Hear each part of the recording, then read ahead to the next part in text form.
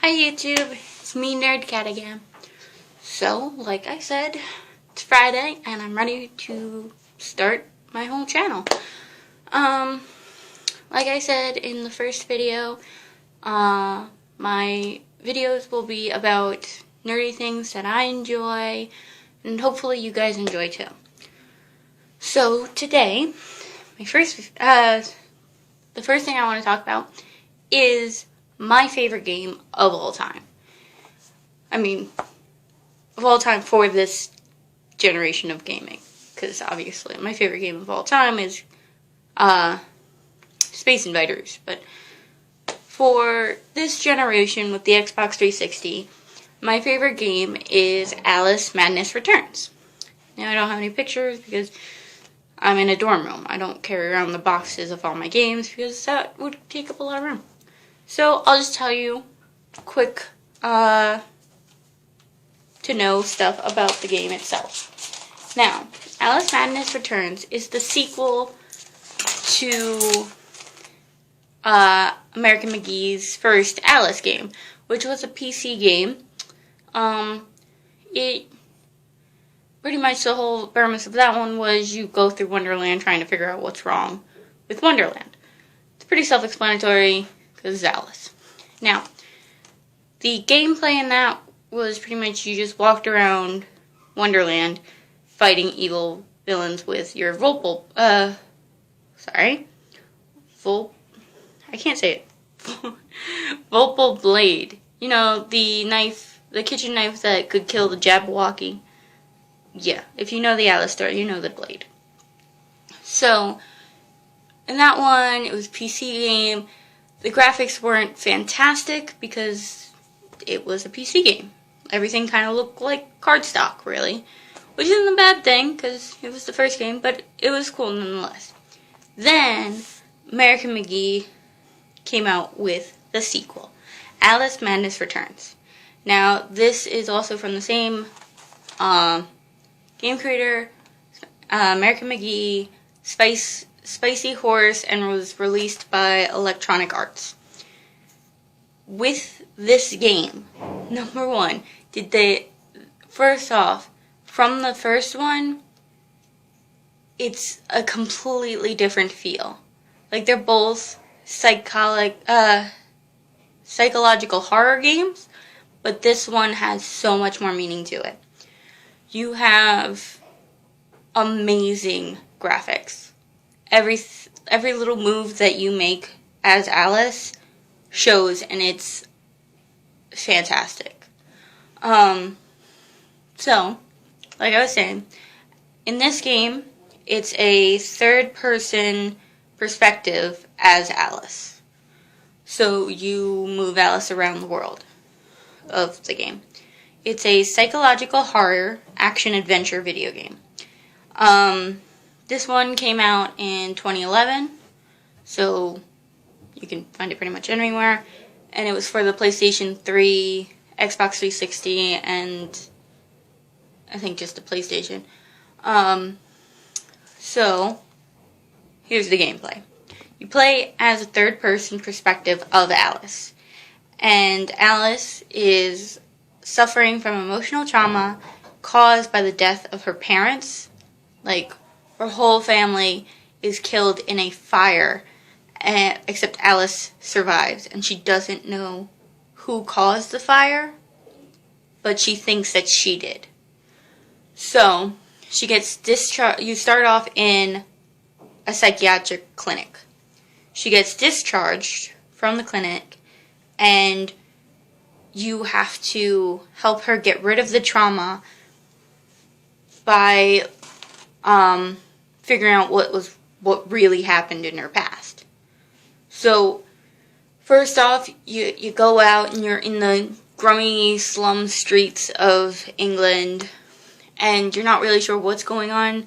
So, all of a sudden you follow this little cat, which, come on, it's a white cat instead of a white rabbit, but still, you're like following this cat around the streets.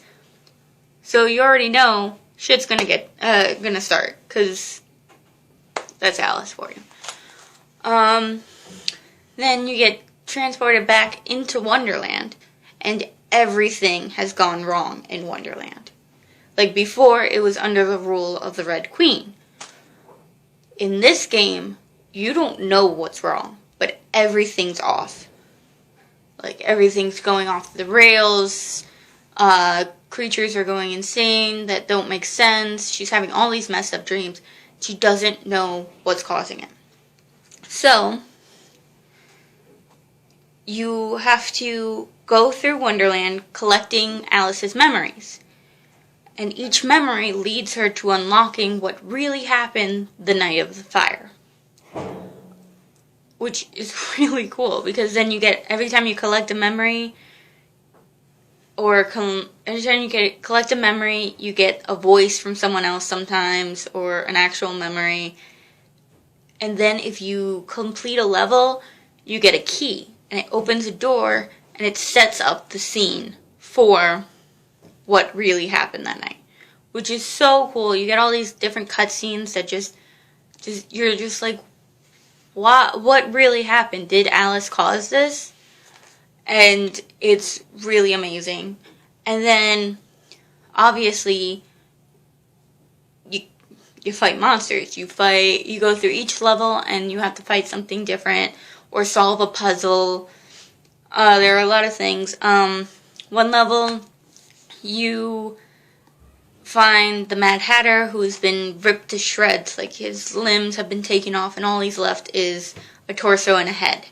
And you, as Alice, have to find his body parts, which the March Hare and Dormouse have taken.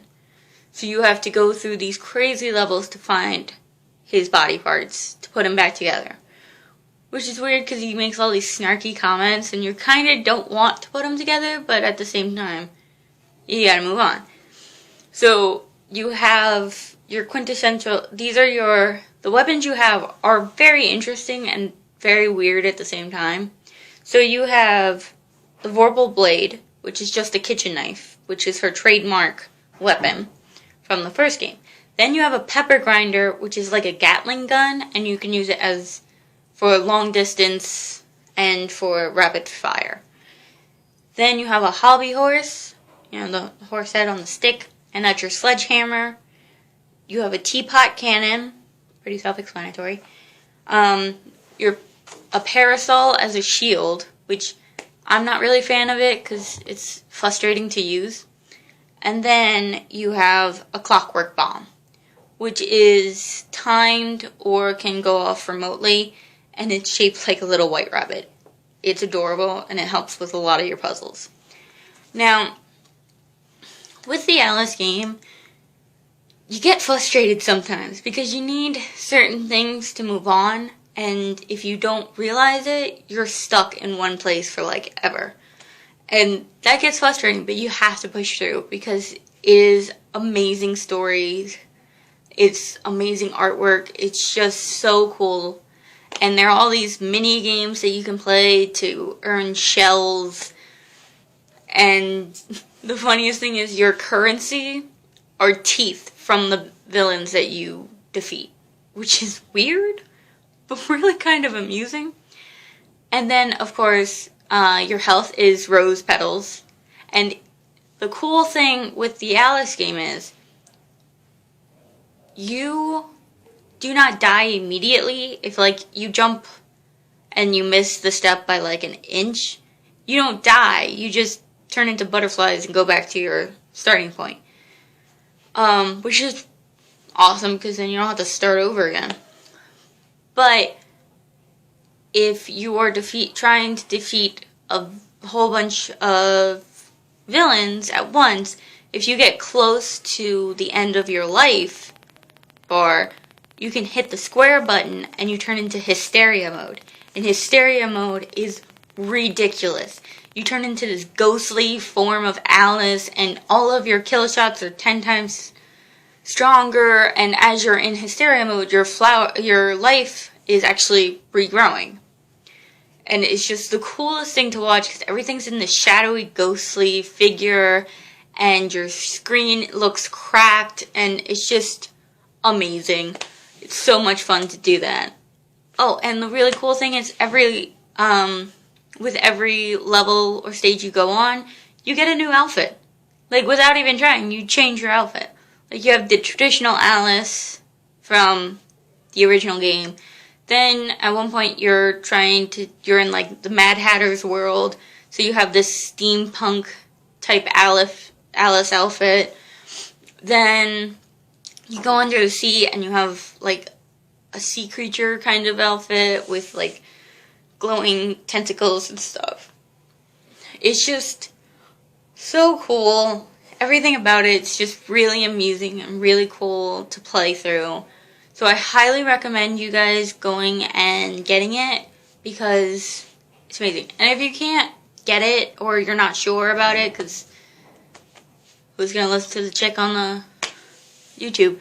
But at least watch one of the walkthroughs. Because if you just see one scene from it, you know how beautifully this game is played. So that's pretty much it for this video. I hope you guys, if you are there, watch it. Comment, please. I love hearing from people. And yeah, that's pretty much it. Stay nerdy, my friends. And I will see you next week. Bye.